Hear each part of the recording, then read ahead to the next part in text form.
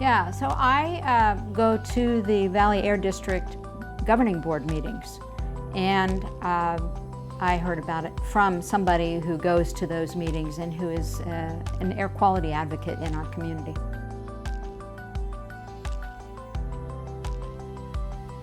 It's really pretty easy. I requested an application from the Valley Air District. Their staff was very courteous, very helpful. Part of this program involves permanently disabling my chimney, which I'm glad to do. I've learned that wood smoke is not good for people, and so I don't want to contribute to our valley's air pollution. Thanks to your company, how I was going to disable my chimney by plugging off the top. So you have the choice of either plugging off the bottom part or the top. So we decided on the top.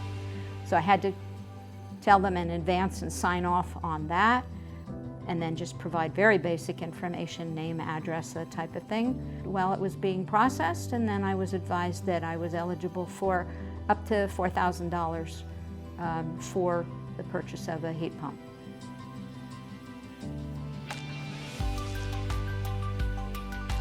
So I knew that. I actually had contacted several other companies and wasn't all that happy, and then talked to your representative, who really impressed me with his knowledge.